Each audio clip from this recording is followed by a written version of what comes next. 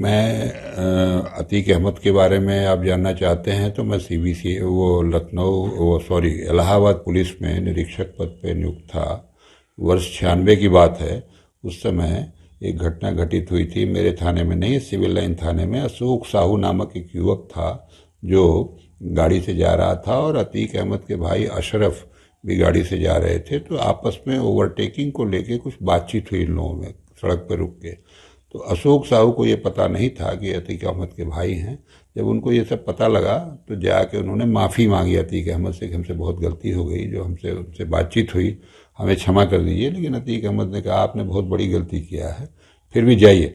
और इस घटना के 2 ही दिन बाद या 1 दिन बाद उसकी अशोक साहू की सिविल लाइन्स में गोली मार के हत्या कर दी गई, गोलियों से भून दिया गया। इसमें फिर उस समय इलाहाबाद के एसएसपी श्री रजनीकांत मिश्र होते थे और वो प्रोफेशनली अच्छे अफसर थे।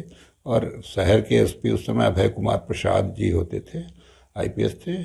तो सब लोग, सारे वरिष्ठ अधिकारी, लालजी शुक्ला जी थे, वो सब लोग आए। और फिर ये हुआ कि मैंने मालूम हो गया कि इन्होंने अशरफ ने ये इस घटना को अंजाम दिया है। तो घर के लोग काफ़ी डर घबरा रहे थे, लेकिन पुलिस के प्रयासों से, पुलिस से विश्वस्त होकर उन्होंने फिर एफआईआर की, जिसमें कि अशरफ नामजद हो गए और पुलिस फिर अपनी कार्रवाई करने लगी। फिर लेकिन अतीक ने अपने राजनीतिक प्रभावों का प्रयोग करके इस इन्वेस्टिगेशन को सीबीसीआईडी को ट्रांसफ़र करा दिया। इन्वेस्टिगेशन सीबीसीआईडी को ट्रांसफ़र हुई। अब कुछ संयोग ही था कि उसी समय मेरे भी स्थानांतरण सीबीसीआईडी को राजनीतिक कारणों से हुआ। और जब सीबीसीआईडी को मेरा ट्रांसफ़र हुआ तो हमारे एसएसपी साहब रजनीकांत मिश्र जी ने तत्कालीन डीजीसीआईडी से रिक्वेस्ट करके हमारी पोस्टिंग इलाहाबाद सेक्टर कराई और उनसे कहा, श्री एच राव साहब हुआ करते थे डीजीसीआईडी, की ये इन्वेस्टिगेशन भी धीरेन्द्र राय जी से कराई जाए। तो वो इन्वेस्टिगेशन भी मुझे मिल गई। मैं इन्वेस्टिगेशन करने लगा तो इन्वेस्टिगेशन के दौरान ही पता लगा कि अशरफ तो घटना के पहले उसी दिन चंदौली थाने में कट्टा में बंद किया गया है वहाँ। तो वहाँ पर एक इंस्पेक्टर होते थे मंसूर अहमद काजी, जो यहीं चकिया क्षेत्र के रहने वाले थे। यहाँ उनका घर था, मकान बना रखा था, वो इनके एसोसिएट थे, इनसे मुलाकात थी उनकी। फिर उस दिशा में मैंने इन्वेस्टिगेशन किया तो सब चीज़ें पता लगी कि वो जो फर्जी उन्होंने किया था वो कार्रवाई वो फर्जी है। तो इस इन्वेस्टिगेशन को आगे बढ़ाया हमने, और आगे बढ़ा के सब वहाँ एविडेंस वगैरह इकट्ठा करके तब फिर अतीक अहमद भी षड्यंत्र के मुलजिम बने इस मामले में। तो अतीक अहमद पैरवी कर रहे थे, राजनीतिक प्रभाव लगा रहे थे कि मतलब इसमें मामला हमारे भाई के खिलाफ कोई कार्रवाई न हो, किंतु वो स्वयं भी मुलजिम बन गए, उनको जानकारी नहीं रही। उनकी गिरफ्तारी की जब पूरी तैयारी हुई तो एसएसपी साहब, चूँकि मैं डिस्ट्रिक्ट पुलिस से ही गया था, मेरा डायरेक्ट उनसे संवाद था, वो अच्छे अफसर थे, तो मैंने उनसे कहा कि साहब ये पुलिस लाइन्स वगैरह में जो इकट्ठा करते हैं फोर्स, तब इनको सूचना हो जाती है, कोई न कोई बता देता है। केवल आप अपने बंगले पे 2 अफसर, लालजी शुक्ला सर, अभय कुमार प्रसाद सर, इनको बुला लीजिए। अभय कुमार प्रसाद सर इस समय एडीजी हैं, हमको लगता है ईओडब्ल्यू में। तो लालजी शुक्ला सर रिटायर हो गए, इनको बुला लीजिएगा आप। तो इनके पास कुछ लोग आ जाएंगे, 2-4 एसओज को बुला लेंगे। हम व्यक्तिगत रूप से पता कर लेते हैं कि अतीक अहमद कहाँ हैं, तो फिर इन लोगों को भेज दीजिएगा। इनको इसी आसानी से गिरफ्तारी हो जाएगी, उसको कम्युनिकेशन नहीं हो पाएगा। हमारे सेक्टर अफसर भी जो सीबीसीआईडी के उस समय थे वो भी जाके एसएसपी साहब के पास बैठ गए, ये काम होने लगा। हमने टेलीफोन से बात किया तो अतीक अहमद ने स्वयं फ़ोन उठाया और उन्होंने, लैंडलाइन फ़ोन था तो लैंडलाइन फ़ोन लोकेटेड था इनके चकिया कार्यालय पर। इन्होंने बताया कि अतीक अहमद नहीं है, जबकि मैं उनकी आवाज़ को पहचान गया। तो वो मुझको पहचान गए, मैं उनको पहचान गया फ़ोन पर आवाज़ से। तो उन्होंने फिर बताया कि अतीक अहमद नहीं है, 2-3 दिन बाद बात होगी। तो अब ये इन्वेस्टिगेशन फिर मुझसे ट्रांसफ़र हो गई तुरंत। तो हमने बात कराया, ये वहीं से हेडक्वार्टर से आया कि धीरेन्द्र राय से इन्वेस्टिगेशन बदल दी जाए। तो उस समय बीबी पांडे एक इंस्पेक्टर होते थे, वो सीनियर थे, उनको इन्वेस्टिगेशन दी गई। तो मैंने उनसे रिक्वेस्ट किया कि सर आप बात करो अतीक से। फ़ोन मिलाया उन्होंने तो अतीक अहमद ने तुरंत फ़ोन पे आ गए, बोले मैं हूँ, अभी जुमा है या क्या है, 1 दिन बाद या कल, तो आप 1-2 दिन बाद हमको संपर्क करना, तो किसी भी होटल में हम आपसे बता देंगे, आप आ जाइएगा, मेरी बात कर लीजिएगा। तो ये कन्फर्मेशन हो गया कि वो अपने ऑफिस में ही हैं, इसलिए वो ऑफिस में उनके फ़ोन लगा हुआ था। हम चले और रास्ते में फिर एसएसपी साहब को बताया। तो ये जो फोर्स था, दोनों एसपी लोग और ये लोग सब लोग आए, हम सब लोग उनके साथ पहुँचे। तो वहाँ उनके ऑफिस में पहुँचे तो चैम्बर था शीशे का, दूर से ही मैंने देख लिया कि वो अतीक अहमद बैठे हुए हैं। एक यूनिफॉर्म्ड आईजी बैठे थे जो सीआरपी के थे और संभवतः बिहार के रहने वाले थे। तो वो बेचारे काफ़ी घबरा गए, गाड़ी उनकी बाहर खड़ी थी, मैं अंदर घुसा और उनका अतीक को मैंने कहा कि अपना परिचय बताया कि मैंने आपको गिरफ्तार किया, और उनको पकड़ के फिर मैं ले आया। और गाड़ी में बैठा के ले आके सिविल लाइन थाने में, जहाँ का ये मुकदमा था, हमको रख कर फिर उनके घर की तलाशी लेने के लिए चला। तो वो अब खुलदाबाद थाने में था, वहाँ के प्रभारी को लेके वहाँ तलाशी ली गई। तो घर में एक राइफल मिली और कुछ इलिसिट कार्टिजेज मिले जो प्राइवेटेड बोर के थे, हमको मोस्ट प्रोबेबली 9mm के थे। तो इनके पिताजी उसमें गिरफ्तार हुए, उनको लाके वहाँ बंद किया गया। दोनों लोग जेल गए उसमें। इनके पिताजी उस मामले में, वो कंस्पिरेसी में जेल गया। बल्कि वो जो इंस्पेक्टर साहब थे जिन्होंने फर्जी कट्टे में बंद किया था, उनके घर की भी तलाशी ली गई उस समय, वो गिरफ्तार तो नहीं हो पाए थे। बाद में मेरा तबादला सीबीआई में हो गया और ये इन्वेस्टिगेशन फिर वहाँ से इलाहाबाद सेक्टर से सीआईएस सेक्टर को लखनऊ ट्रांसफ़र कर दी गई। फिर उसका क्या असर हुआ मुझे पता नहीं बीच में, बल्कि न्यायपालिकाओं का भी बुलाया, हाई कोर्ट ने बुलाया। इन्होंने हाई कोर्ट में कोई याचिका दाखिल की, उसमें चैम्बर में बुला के तत्कालीन जज साहब ने मेरी केस डायरी मांगी और केस डायरी कहा जैसे जो प्रक्रिया है, उन्होंने केस डायरी रखवा लिया अपने पास। बाद में वो जज साहब ही शायद श्री आई एम कुद्दूसी साहब थे, जिसको बाद में सीबीआई ने रिटायरमेंट के बाद बंद किया और जेल भेजे गए वो भ्रष्टाचार के मामले में। तो ये सब चलता रहा मामला। इसके बाद मेरा फिर सीबीआई ट्रांसफ़र हो गया और मैं सीबीआई को चला गया। इस बीच जब मैं इन्वेस्टिगेशन कर रहा था तो एक बार अतीक अहमद हमारे घर पे, मैं बनारस में जो घर था, रात में सोया था, तो कोई एक फ़ोन आया जिसने कहा कि मैं आपका शुभचिंतक हूँ और अतीक अहमद के संबंध में कुछ बात आपको बताना चाहता हूँ। रात के 1:30 बज रहे थे, तो मुझे लग गया कि या तो मेरी उपस्थिति के बारे में कोई पता लगा रहा है या कुछ भी। हमने उनसे कहा थोड़ा नाराज़ हो गए कि भाई आप मेरे शुभचिंतक हो तो अपना पता बताइए, और मुझसे ये रात में 1:30 बजे फ़ोन करने का क्या मतलब है माने। जरूर निश्चित रूप से मैं भी चैतन्य हुआ। तो मेरे पास एक राइफ़ल थी लाइसेंसी, मैं अपना जाके दूसरे कमरे में से राइफ़ल ला के अपने कमरे में रख के सोया। इन लोगों ने मेरे जहाँ से हम लोग सामान वामान मेरे परिवार के लोग ले आते थे महीने भर, उस दुकान पे जाके मेरे बेटे के बारे में पूछा था। तो किसी तरह से उसको न्यूट्रलाइज़ किया मैंने कि वो शादी उदी के लिए कुछ लोग पता कर रहे हैं। जब मुझे तो पता लग गया कि यही लोग हैं, नहीं तो घर के लोग थोड़ा परेशान होते हैं। वो भी एक माने उसमें पैनिकी में होता है दुकान वाला कि बदमाश आ रहे हैं, तो उसने न्यूट्रल किया। लेकिन आगे कुछ नहीं हुआ, फिर मैं सीबीआई में चला गया। बाकी उस केस का भी क्या हुआ मैं नहीं बता सकता। तो क्या लगता है कि जो फ़ोन आया आपको और बेटे के बारे में आपके पूछा जा रहा था दुकान पे, तो कहीं ना कहीं से वो एक तरह से धमकी और आपको प्रभाव में लेने का काम किया जा रहा था अतीक के द्वारा? निश्चित रूप से वो थ्रेट ही था। नहीं तो 1:30 बजे रात में ये कहना कि मैं आपका शुभचिंतक हूँ, अतीक के बारे में कुछ बात करना चाहता हूँ, थ्रेट की ही बात थी और दूसरा कोई मतलब ही नहीं था। माने हम उससे प्रभावित भी हुए। मैं भी जाके राइफल ले आके अपने घर में रखा, तो मतलब निश्चित रूप से मैं उससे प्रभावित हुआ माने। लेकिन ये तो इन लोगों का मोडस ऑपरेंडी था। और क्या लगता है कि उस समय जो जुडिशरी थी वो भी प्रभाव में थी अतीक के?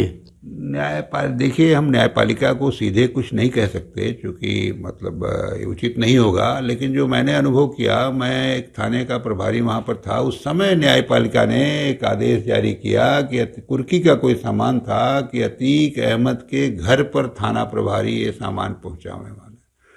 तो ये इस तरह का माननीय न्यायपालिका ने किन परिस्थितियों में आदेश किया मैं नहीं कह सकता। इंस्पेक्टर स्वयं ले आके वो सामान उनके घर पे पहुंचाएं। तो देखिए, आदमी ही ब्यूरोक्रेट्स होते हैं, आदमी ही राजनेता होते हैं, आदमी ही न्यायाधीश होते हैं, और जो मानवोचित कमियां हैं वो सबके में होती हैं। उन्हीं कमियों का लाभ उठा करके ये लोगों को भ्रष्ट बनाते हैं और लोगों को अपने प्रभाव में लेते हैं और बाकी अपना उल्लू सीधा करते हैं। माफिया का तो यही काम है। और माफिया, मैं स्पष्ट रूप से आपसे कह देना चाहता हूं कि माफिया कभी भी बिना सत्ता शीर्ष के संरक्षण के नहीं बन सकता। माफिया का एसोसिएशन सत्ता से भी होता है, माफिया का एसोसिएशन नौकरशाहों से भी होता है, माफिया का एसोसिएशन न्यायपालिका से भी होता है। ये जबकि मुझे कहने में कोई हिचक नहीं है, जो मैंने अनुभव किया है।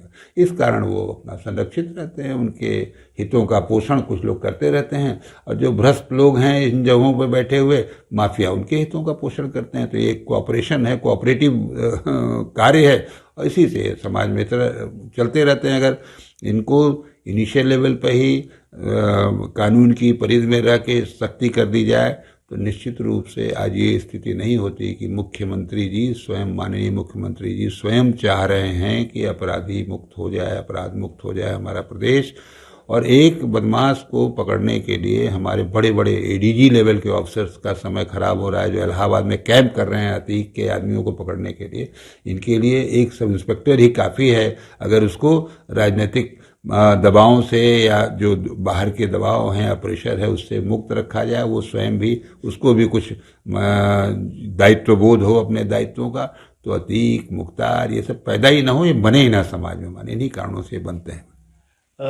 अतीक की गिरफ्तारी न होना, और क्या लगता है कि पुलिस के भी जो अधिकारी थे या पुलिस महकमे के भी कुछ लोग थे जो अतीक से मिले हुए थे, एक लगता आपको ऐसा है? अगर नहीं होता तो आप बताइए, मैंने आपको बताया ही कि इनका एक जो जब वो मामला पंजीकृत हुआ, नामजद हुआ यहाँ पे अशरफ, तो उसको घटना के यहाँ FIR के पूर्व चंदौली थाने में एक इंस्पेक्टर द्वारा फर्जी माने कट्टे में बंद किया जाना, जबकि ये रिवॉल्वर का लाइसेंस ही था।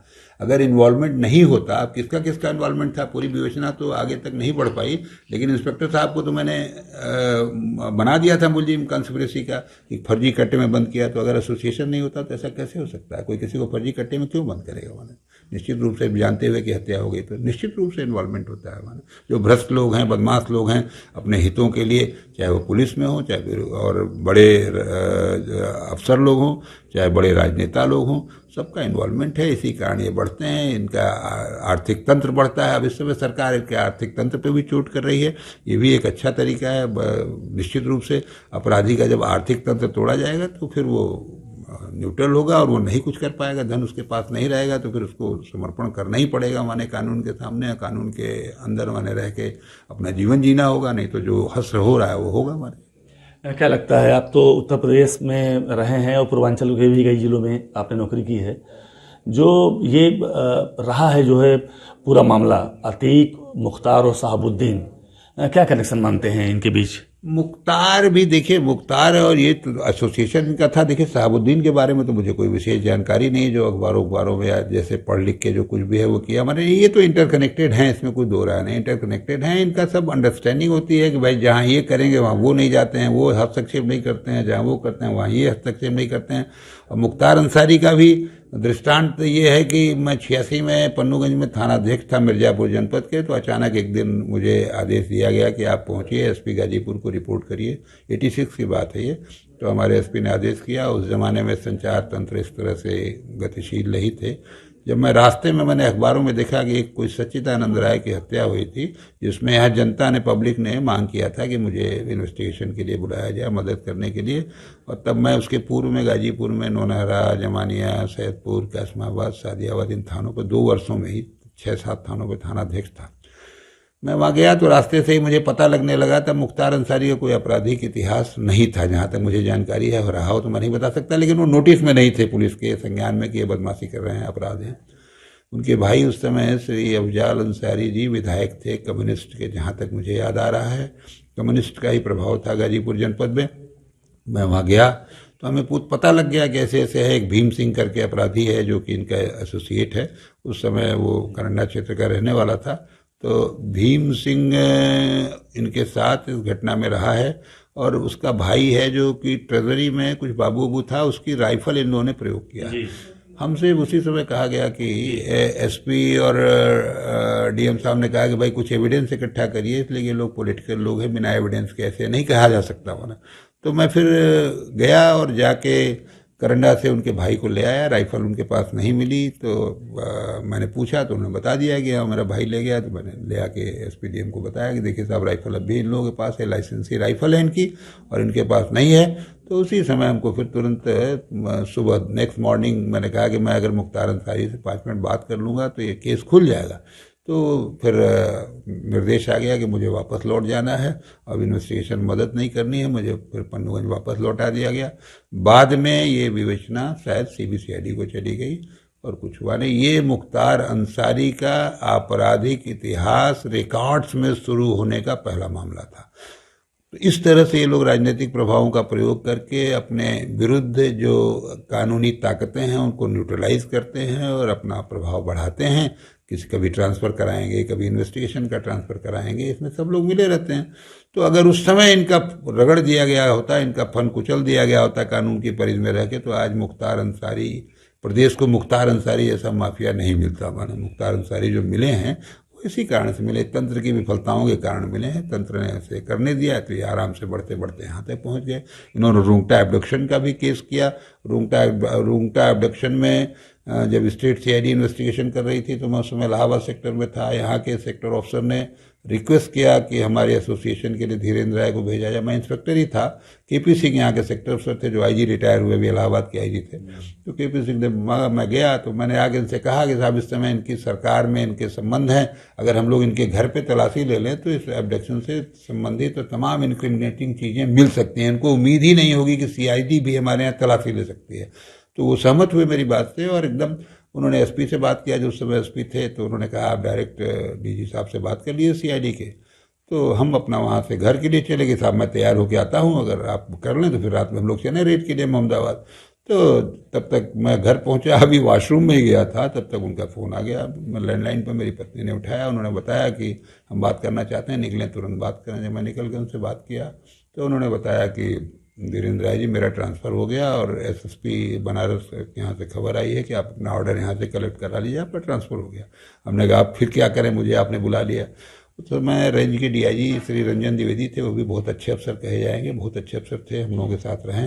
उन्होंने मुझसे कहा कि अब आप मेहनत करके किसी तरह से उसमें जो एविडेंस इकट्ठा कर दिए, इसलिए कि इन्वेस्टिगेशन पता नहीं कब तक कौन करेगा, कौन आएगा।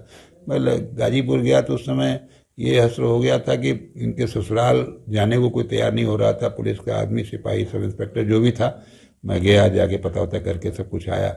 उसके बाद ये इन्वेस्टिगेशन सीबीआई को ट्रांसफ़र हो गई। फिर क्या हुआ मुझे इसके बारे में जानकारी नहीं है। तो इसी तरह का ये लोग अपना प्रभाव करके कुछ करके इस तरह करके लोग करते रहते हैं। मुख्तार अंसारी भी इतना आगे बढ़ गए, इतने बड़े अपराधी बन गए। अब इस समय सरकार ने उनके खिलाफ थोड़ा नकेल कसी है, अब देखिए परिणाम क्या होता है। आप के जाबाजी के बहुत सारे किस्से हैं आपके नौकरी के समय में, और मुझे यहाँ तक याद आ रहा है कि 2007 में एक ठोकिया का इनकाउंटर हुआ था चित्रकूट में, और आप उस समय एसटीएफ हेड थे और आप उस ऑपरेशन को लीड कर रहे थे। तो क्या थी पूरी घटना, पूरी वारदात? 22 जुलाई 2007 की बात है। ये तो मुझे हमेशा याद रहेगा। इस तरह की ये घटना है कि ठोकिया के बारे में मुझे सूचना प्राप्त हुई थी अपने स्रोतों से। मैं वहाँ कम से कम मुझे लगता है कि 5-6 महीने से ऑपरेशन में लगा था ददुआ ठोकिया के।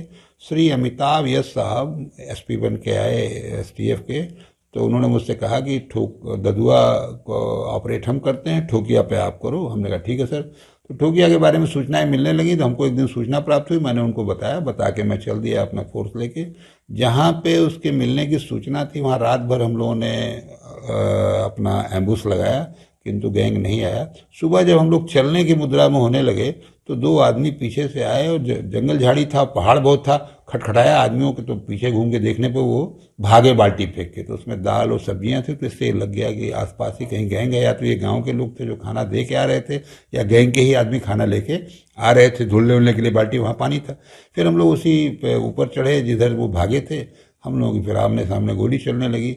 उसमें एक मैयादीन मारा गया माने, और एक आदमी कोई या 2 आदमी घायल हुए थे, इसलिए कि वो तमाम ब्लड स्ट्रेन, लोथड़े मांस के रास्ते में हम लोगों ने चीज किया गिरे हुए थे। इसके बाद उनकी राइफल, ग्रेनेड, तमाम वेपन और चांदी की काली माँ की प्रतिमा, काफ़ी सामान छोड़ के ठोकिया को भागना पड़ा था। फिर वो ले करके हम लोग लौट रहे थे तो हम लोग एम्बुश हुए, हमारी टीम एम्बुश हुई, इसलिए कि एडिशनल फोर्स नहीं आ पाया। उसी समय अमिताभ यश साहब की टीम से ददुआ का इनकाउंटर हुआ, ददुआ के लोग मारे गए। मुझे याद आता है कि उस समय 26-27 लोग 22 जुलाई 2007 को 3 इनकाउंटर्स और एम्बुश में मारे गए थे। और हम लोग लौट रहे थे तो इस गैंग ने एम्बुश किया, 3 तरफ से पहाड़ों से हम लोगों के ऊपर फायर किया। जिसको गोली लग गई उसको नहीं बचाया जा सका। हम लोगों ने अंदर से फायर किया, लेकिन बदमाश पहाड़ के ऊंचाई पे वो आड़ में थे, तो हमारी गोली जिधर से गोली आ रही थी उस डायरेक्शन में हम लोग चला रहे थे। अब वो हमको निशाना लेके उन्होंने मार लिया था, तो जिसके ऊपर गोली लग गई वो तो बेचारा मर गया। तो 6 लोग उसमें मरे थे एसटीएफ के, और एक इन्फॉर्मर मरा था, और लोग घायल हुए थे। गैंग भाग गया। उनकी योजना थी जो डेड बॉडी थी उसको लेने की और वेपन छीनने की, लेकिन उसमें वो असफल रहे। किंतु बड़ा नुकसान हुआ, क्षति हुई, और उनका अच्छे से जवाब दिया गया, वो भागे। बाद में ठोकिया भी एसटीएफ ने ही उनको एनकाउंटर में ढेर किया। समाप्त हुए। तो इनके भी राजनेताओं से संपर्क होते हैं, जो भी ददुआ था चाहे ठोकिया था, ये बड़े बड़े राजनेता हैं, जो राजनेता होते हैं उनको टिकट दे के उनसे पैसा लेके सब करके बनाते हैं, तो इतने बड़े नेता बन जाते हैं। इतने बड़े बड़े 40-40 साल तक ऑपरेशन ददुआ ठोकिया के चले।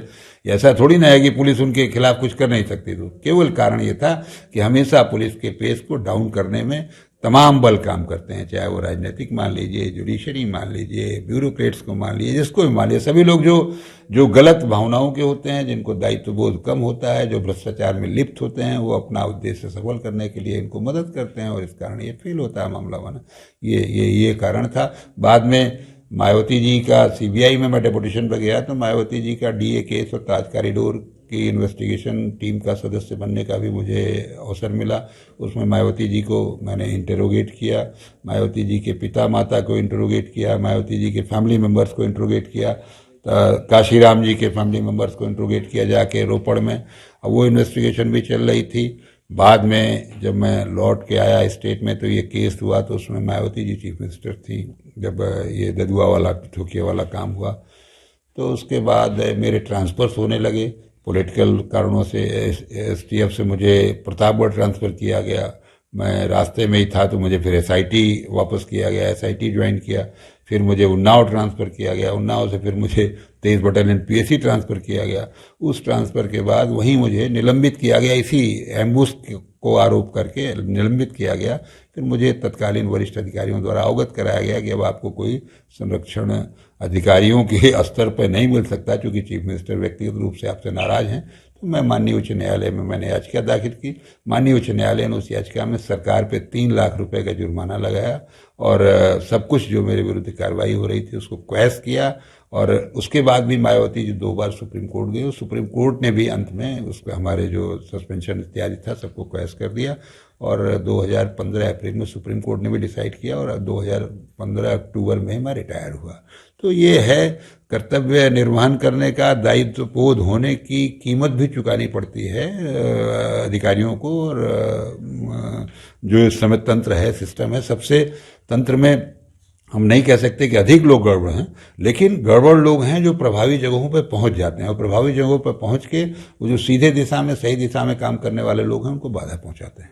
आपने अतीक को गिरफ्तार भी किया है, उससे पूछताछ भी करी थी, तो क्या लगता था उस समय, आज से 10 साल 15 साल पहले, क्या लगता था किस तरह के दिमाग थे और किस तरह का आपराधिक षड्यंत्र उसके द्वारा रचा जाता है, जो इतना बड़ा उन्होंने आपराधिक साम्राज्य खड़ा किया अपना?